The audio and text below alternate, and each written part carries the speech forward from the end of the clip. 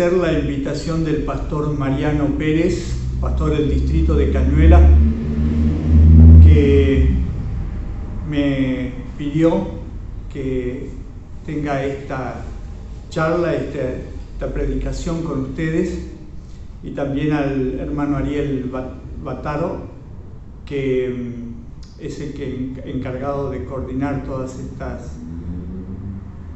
disertaciones. Y quiero invitarlos para que podamos comenzar con una oración.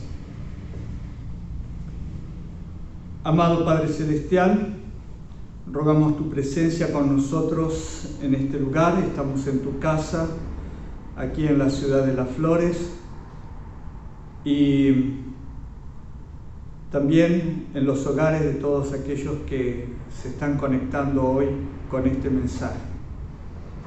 Queremos rogarte, Señor, que sea tu Santo Espíritu el que hable y no tu siervo, y que, Señor, tú entres en cada corazón para hacer la obra que deseas. Lo rogamos en el santo nombre de Jesús. Amén.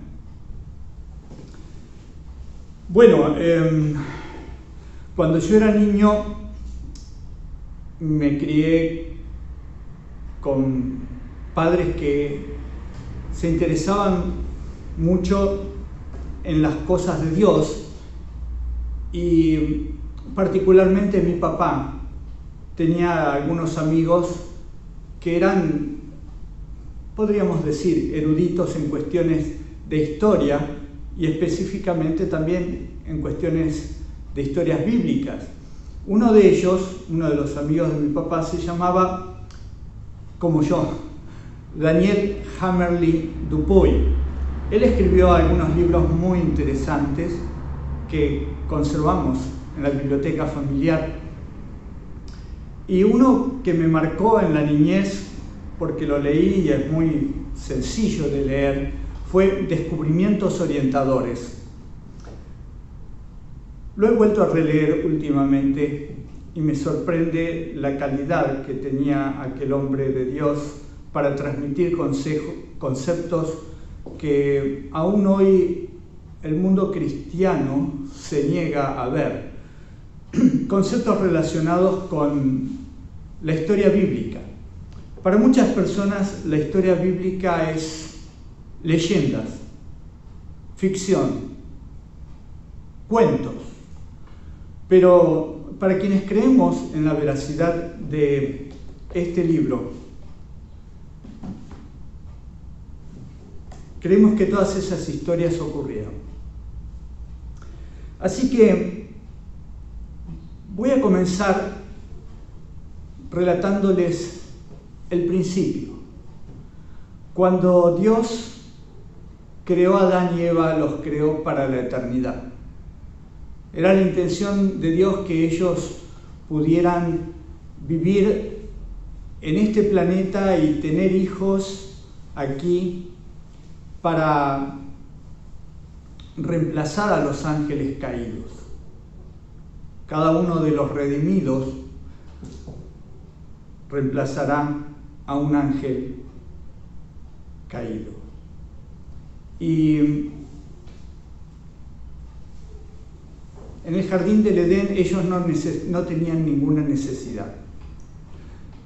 Todo estaba solucionado. No necesitaban vestimenta. Dios los había vestido con un halo de luz. No necesitaban alimentos, trabajar para los alimentos. Los alimentos estaban al alcance de la mano. Excepto uno, el alimento que provenía del árbol del conocimiento del bien y del mal, que estaba en una parte del jardín que les había sido prohibido acercarse. Era una prueba que Dios quería ponerles a Adán y Eva para ver si en medio de la libertad que Él les había dado, ellos lo amaban a Él o habían decidido amarse a sí mismos y seguir los consejos del enemigo de Dios. La prueba era absolutamente sencilla. Solamente no tenían que comer un fruto de todo el jardín del Edén. Y había miles de árboles que producían frutos, uno más rico que el otro. Así que no tenían ninguna necesidad de comer de ese árbol prohibido. Es más, el día que Adán y Eva comieron de ese árbol, no tenían hambre. Esta información que estoy transmitiéndoles y que a algunos tal vez les parezca invento mío, en realidad lo saqué del comentario bíblico adventista, de los comentarios de Elena de White sobre este tema. Ella dice que Dios trató de que la tentación estuviera lo más alejada posible de Adán y Eva. El árbol no estaba en un lugar de tránsito continuo. Ellos tenían que ir hacia el árbol. Y les proveía algo que tenían en abundancia, un alimento, una fruta, siendo que ellos tenían miles de árboles frutales al alcance de su mano. Y el día que comieron del árbol prohibido, no tenían ninguna necesidad, no tenían hambre. Pero luego del pecado, luego de haber determinado ellos mismos que preferían satisfacerse a sí mismos y no satisfacer la voluntad de Dios, entró el pecado en el mundo y entró la corrupción. Y Dios en su infinito amor prometió una solución para eso. Vendría un niño que redimiría al mundo. Adán y Eva, como no se les dio mucha mayor información sobre el tiempo en el cual este niño nacería, creyeron que su primer hijo, Caín, era el elegido. ¿Cómo se desilusionaron años después cuando Caín mató a Abel? Pero a lo largo de la historia, muchas otras generaciones volvieron a manifestar su esperanza puesta en el nacimiento de un Mesías. Llegó el tiempo de Enoc, un hombre que nació unos 600 años después del pecado y comprendió el amor de Dios cuando tuvo su primer hijo, Matusalén. Caminó con Dios durante 300 años y Dios lo llevó al cielo.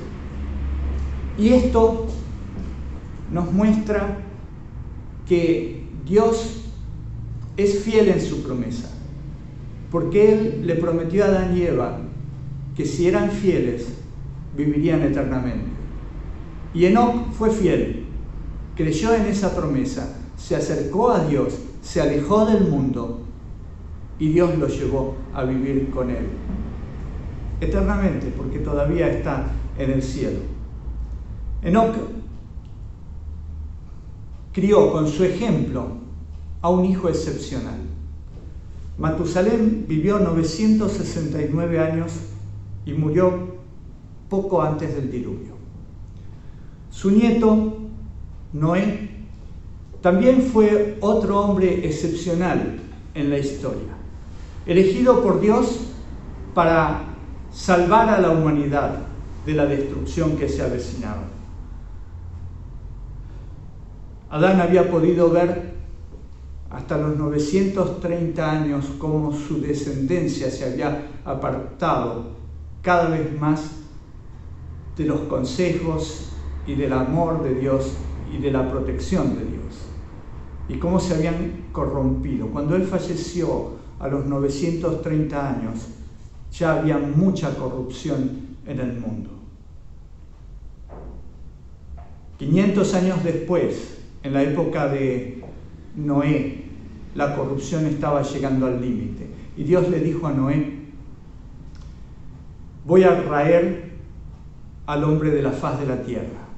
Su pensamiento es de continuo al mal. No hacen nada que no sea cosas malas. Todas las perversiones, toda la violencia se han ceñido sobre esta humanidad. Con sus conocimientos avanzados, eran personas longevas y extremadamente inteligentes. Estaban llevando al planeta a la destrucción. Y él dijo, Dios dijo, todavía no es el tiempo para la venida del Mesías. Todavía falta. Y esta generación está sometiendo al planeta a la destrucción y lo van a destruir antes que llegue el tiempo del Mesías.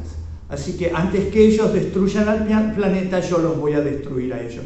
Pero Noé halló gracia delante de los ojos de Dios y Dios decidió salvar a Noé y a su familia. Cuando Noé tenía 480 años, le dijo, construye un arca y pon en ese arca a tu familia, porque a ellos los salvaré junto contigo. El tema es que a los 480 años Noé no tenía hijos. Es algo raro, probablemente la esposa de Noé fuera estéril. Y él aparentemente estaba resignado a que no iba a tener descendencia. Pero Dios le dijo, a ti y a tus hijos los salvaré adentro del arca. Era una promesa, era una profecía. Vendrá un diluvio, se destruirá el mundo, pero tú y tu familia se salvarán. Si eres fiel, si construyes un arca, tal como yo te lo diré. Y Noé fue fiel, creyó. 20 años después tuvo 3 hijos, Sem, Cam y Jafet. Aunque Jafet era el mayor, Sem era el del medio y Cam era el menor. 3 hijos con diferencia de pocos años entre ellos, que vivieron juntos durante 100 años ayudando a su padre en la construcción del arca. No iban a los bailes con sus amigos, no se dedicaban a las tentaciones que el mundo les ofrecía. Estaban con su padre construyendo el arca que habría de ser su salvación. Se casaron y ellos con sus esposas prepararon el arca que sería su vivienda durante el gran cataclismo. Noé predicó durante 120 años, junto con Matusalén, junto con Lamec, su padre, junto con otras personas que creían en Dios y que trabajaron junto a Noé en la construcción del arca. La mayoría de ellos murieron antes del diluvio. Algunos apostataron, algunos fueron vencidos por las palabras de los burladores que decían, Noé está loco, eso no puede ocurrir, no hay suficiente agua en la atmósfera como para que se forme lo que Noé dice que ocurrirá, una lluvia tan tremenda que va a inundar todo el planeta. Tal vez algunos científicos de la época se arriesgaban a decir, Tal vez en algún momento podría caer alguna especie de llovizna, pero nunca va a inundar nada. Este barco, esta arca, construida en el medio del campo, donde no había ningún lago, ningún río cercano, y menos estaba cercano ningún océano, es inútil, es un trabajo inútil de este hombre loco que cree en fantasías. Miren ustedes si va a llover tanto como que se va a inundar este planeta, todo el planeta. Es imposible. Ellos sacaban cuentas, los matemáticos de esa época, y dedujeron que no podía haber tanta agua como para inundar el planeta. Así es que algunos de los que colaboraron con Noé desistieron a último momento. Habían pasado 119 años y no había ocurrido nada. El clima no había cambiado.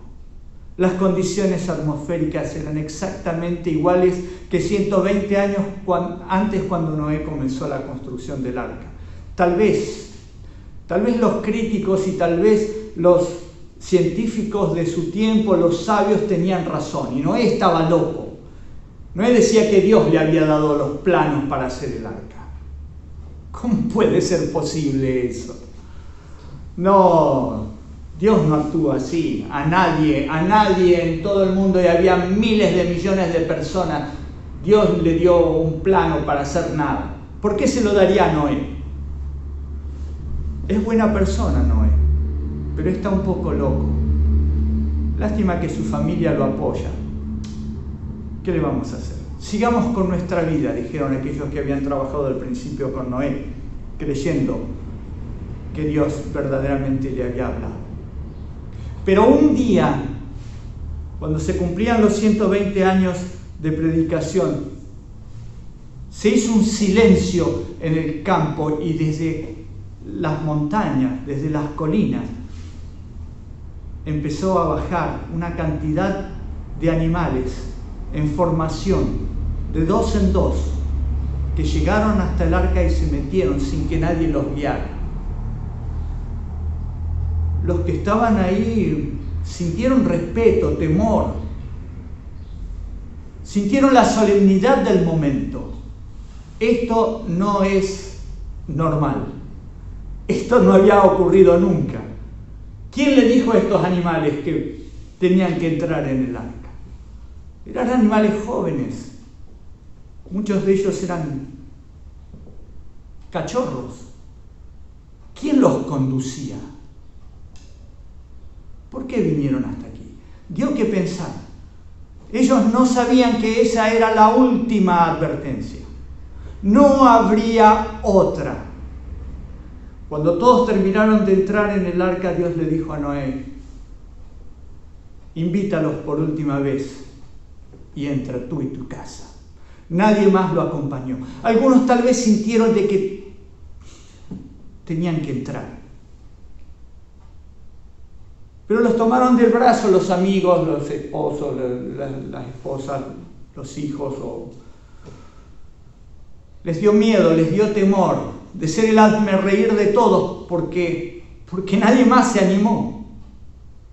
Y entraron en el arca Noé y su familia, y sin que una mano humana cerrara la puerta, esta se cerró. Imposible de abrir. No se volvería a abrir hasta que pasara el diluvio, y la misma mano que la cerró la abriera. Cuando los que estaban afuera vieron que la puerta se cerraba sola, algunos dijeron: fue un golpe de viento. Otros sintieron temor y reverencia, pero ya era tarde. La puerta estaba cerrada. No pudieron dormir esa noche. Pasó un día. Miraban el cielo buscando algún cambio y no se producía ese cambio. Tenían miedo de que viniera un diluvio. 2 días y no llovió, 3, 4. organizaron una fiesta. Vamos a burlarnos de Noé. Y hasta los que habían tenido cierto temor al principio se envalentonaron para juntarse en una reunión alrededor del arca para burlarse del que llevaba 4 o 5 días ahí encerrado y no había caído una sola gota de agua. No sabían lo que iba a ocurrir poco tiempo después. Cuando llegó el 7º día de encierro, esa prueba que también fue para Noé, estar adentro del arca y ver que nada pasaba. Unas nubes que ellos nunca habían visto, porque no habían visto nunca nubes, empezaron a formarse y a acercarse a la tierra. Y ese mismo día comenzó a llover. Y no paró. Durante 40 días llovió intensamente. El primer día de lluvia se terminó la fiesta y empezó el lloro y el crujir de dientes y los golpes al costado del arca pidiéndole a Noé que nos abra. Ábrenos, ábrenos, pero Noé no podía abrir. No es que no quisiera, no podía. La puerta había sido cerrada por un poder mucho mayor que le impedía abrirla. Todos murieron. El mundo comenzó de nuevo. Una nueva era se abría para la humanidad. Noé y su familia hicieron la diferencia. Algunos años después, Abraham fue invitado por Dios a salir de su tierra y ir a una tierra que Dios le iba a mostrar. Era una tierra que tenía buenos pastos y Noé, que era Abraham, que era un comerciante en Ur de los Caldeos, no sabía mucho sobre ganado, pero Dios le dijo que esa iba a ser su profesión a partir de ahora, que iba a vivir en el campo. Ur de los Caldeos era una ciudad muy avanzada para su tiempo. Incluso tenía algunas cosas que hasta el día de hoy todavía los habitantes de esa zona no tienen.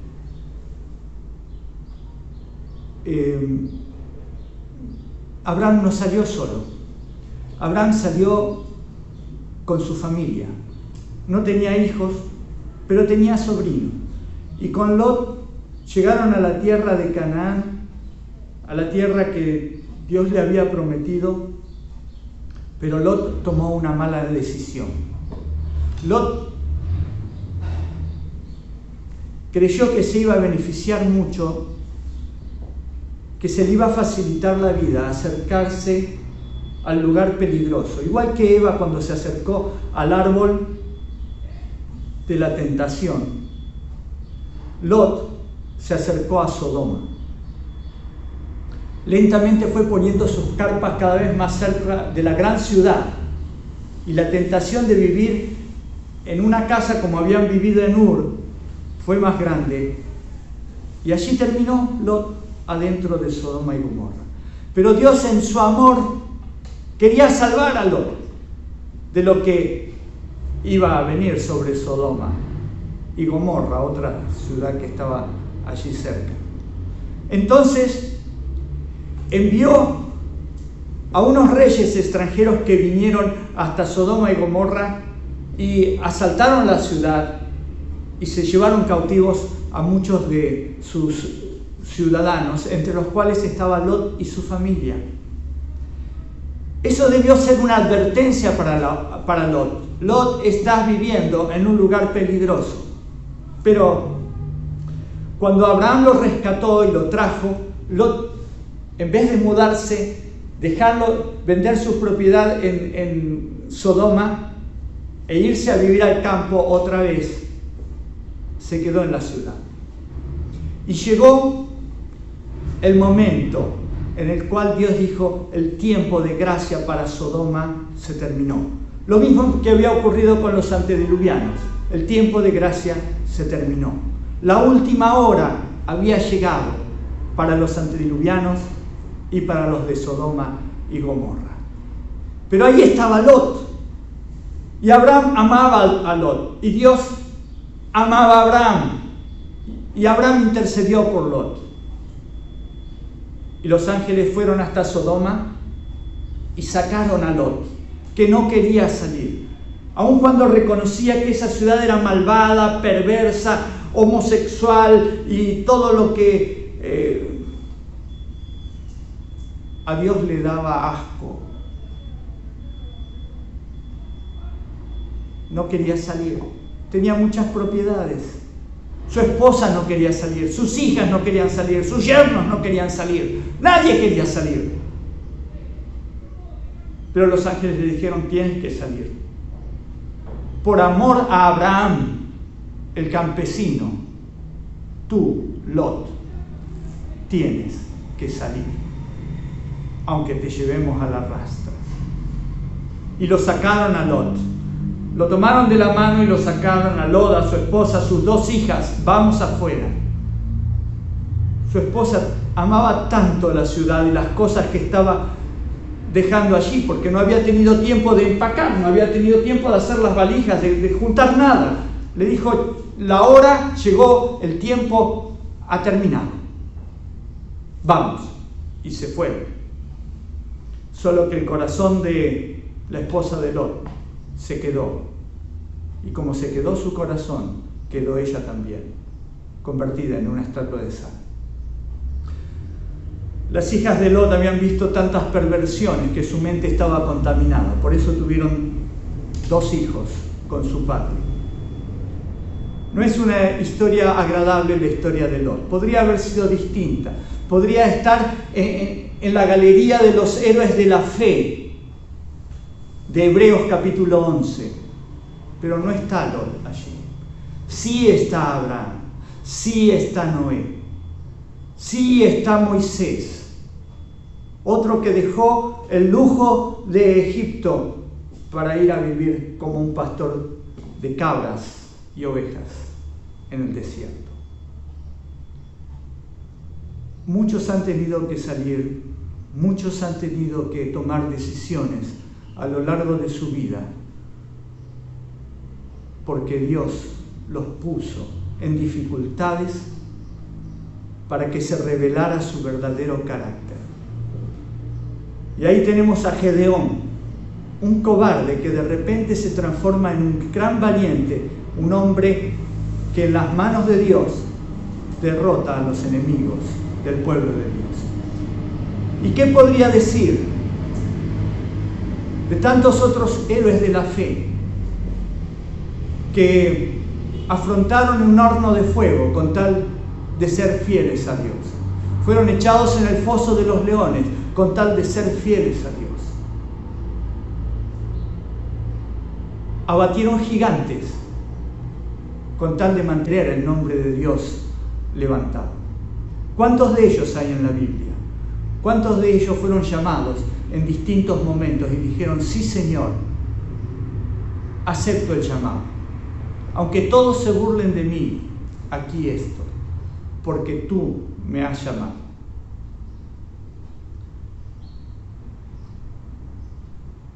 La historia nos está mostrando ineludiblemente que nuestra generación ha llegado a ese punto, al punto de la historia en el cual la última hora está terminando. En Mateo capítulo 20 Jesús nos relata acerca de un hombre que tenía una viña, y en esa viña necesitaba trabajadores para recolectar el fruto. Y fue al mercado y consiguió unos cuantos trabajadores que empezaron a trabajar, pero el trabajo se demoraba, así que fue a conseguir una segunda tanda de trabajadores y les dijo que les pagaría lo que sea justo. A los que llamó primero les iba a pagar un denario y calculo que los otros pensaron que sería algo menos de un denario. Y así siguió pasando el día, pero la tarea no se había terminado.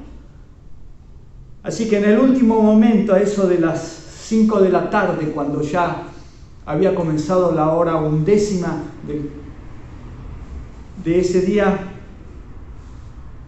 volvió otra vez el señor de la viña a buscar trabajadores y encontró a algunos que estaban allí que no habían sido contratados a la mañana y les preguntó si querían trabajar y les dijo, sí, pero nadie nos contrató, vengan, hay trabajos para ustedes, les pagaré lo que sea justo. Y esos hombres que habían estado toda la mañana, toda la tarde allí padeciendo y sufriendo porque nadie los había contratado, nadie los había llamado y no iban a tener dinero para llevar a la mesa de su familia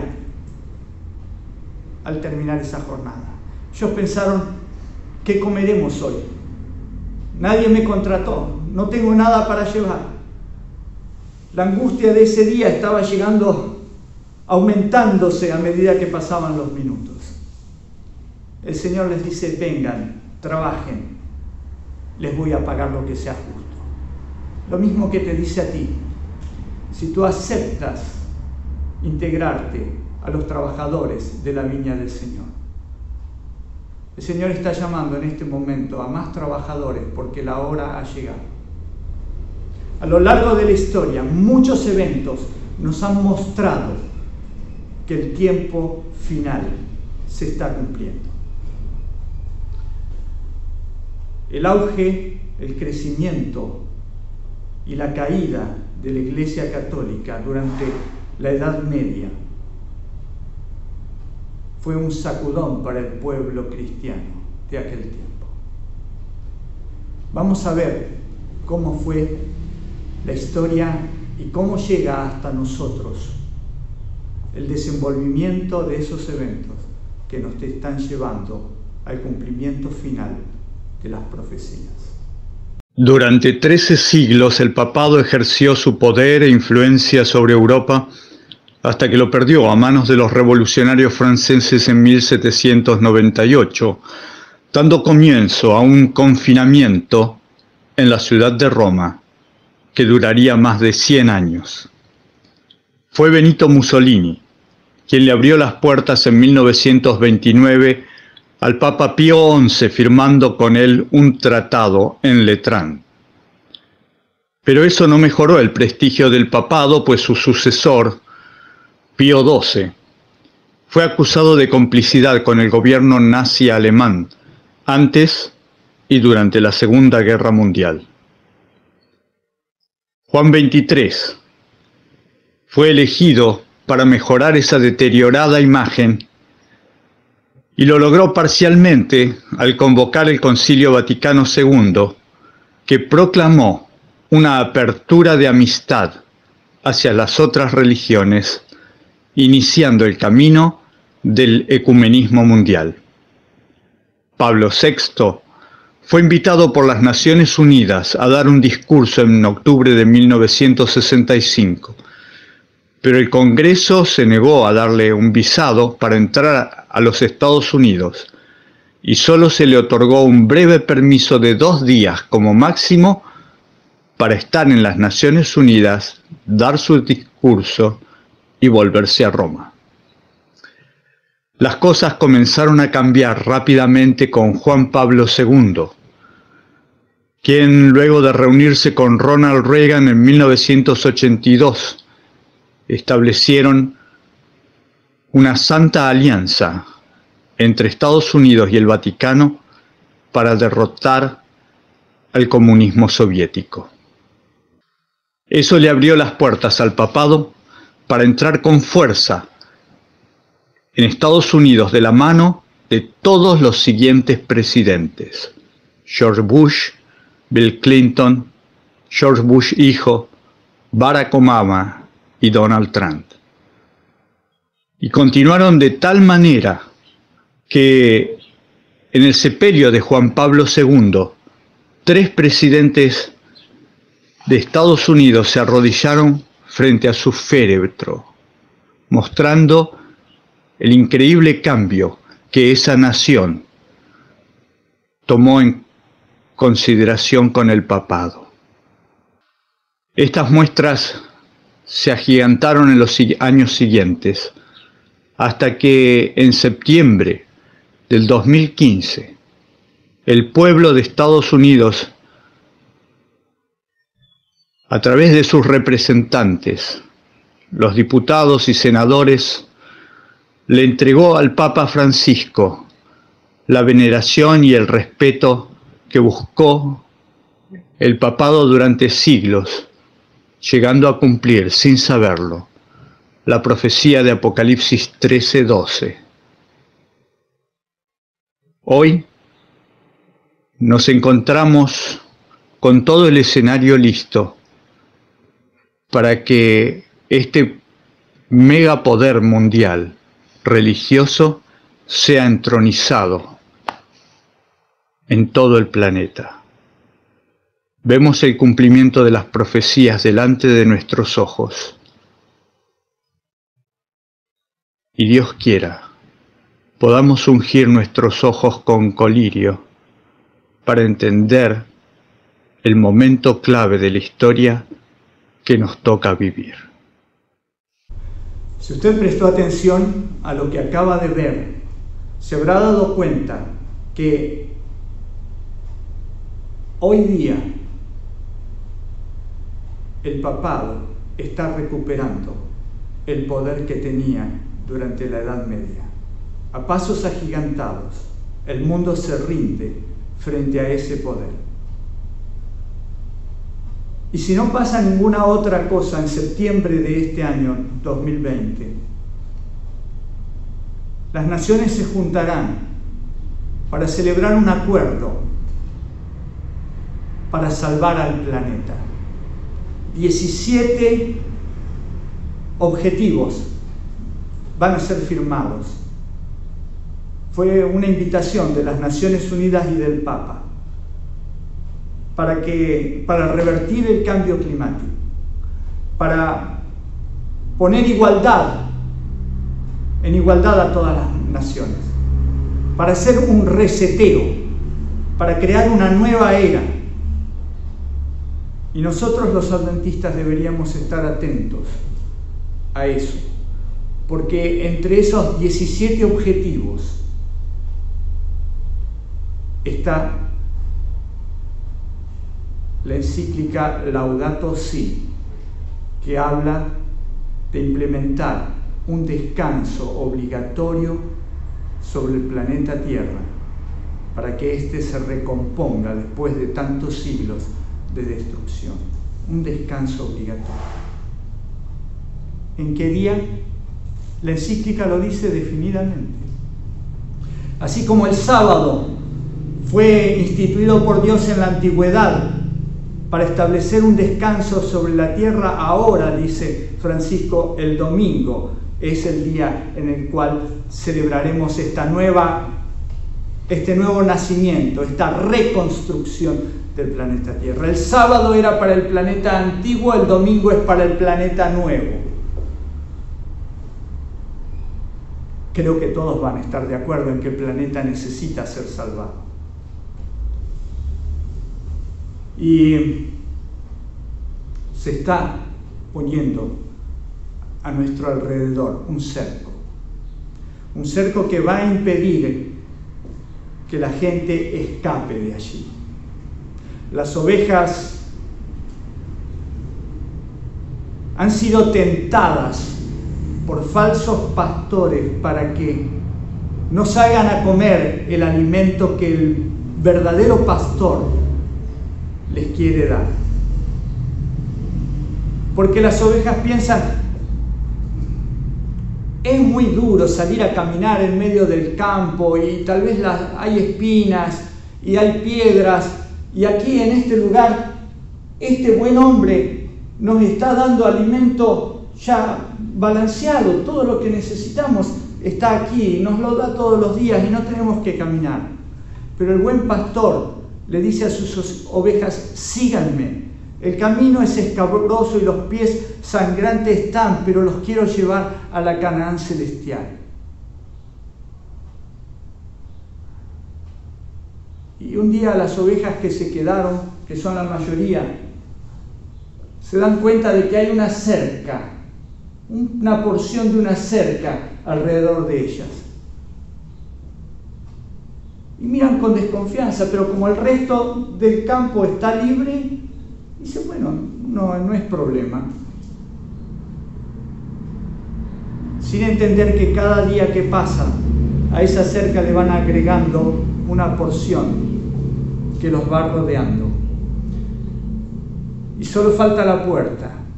Estamos en ese momento de la historia en el cual la cerca nos ha rodeado a la sociedad, ha rodeado a las ciudades.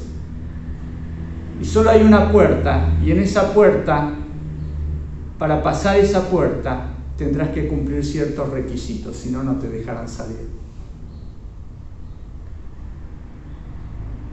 No sé si te das cuenta que esta analogía es muy actual.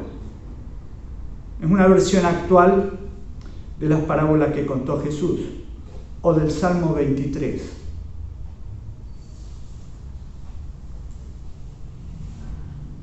¿De qué lado estarás tú? ¿Estarás entre las ovejas que advierten a sus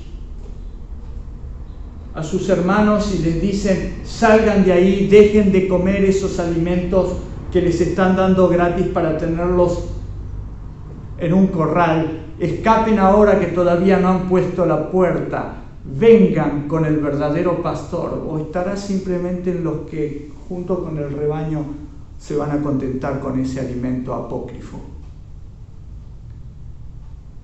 Hay mucha gente que no sabe, no conoce a Dios, están ciegos.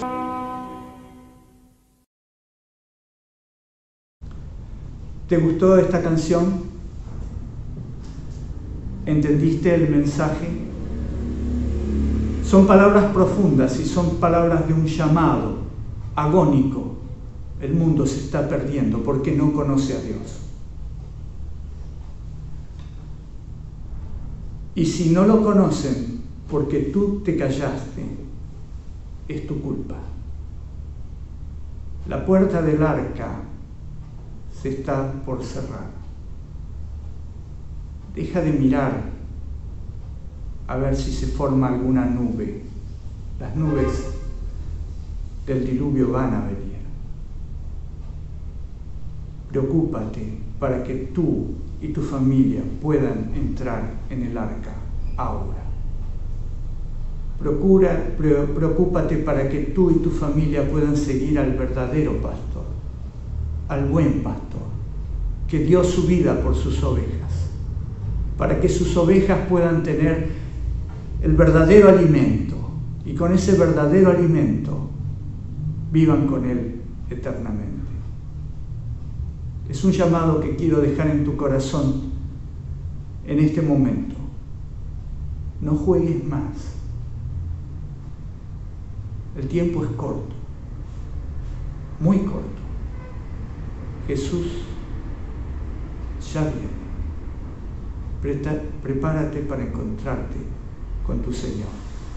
Que Él te bendiga y te guarde. Es mi deseo. Vamos a orar. Amado Padre Celestial,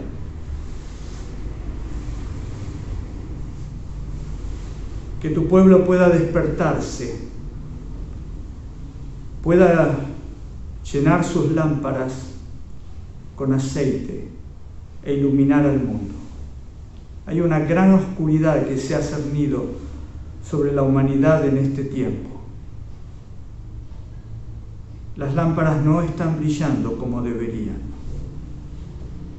Danos de tu espíritu, llénanos de tu aceite. Envía a tus hijos a cumplir su tarea.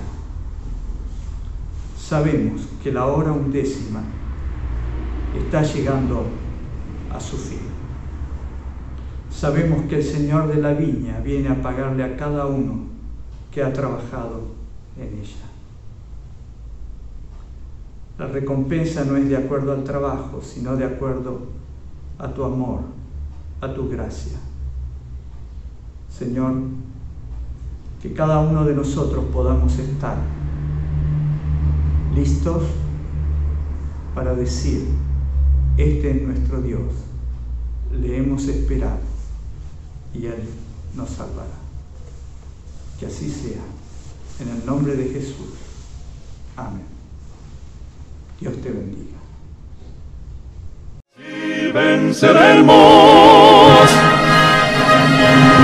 Cristo muy pronto vendrá.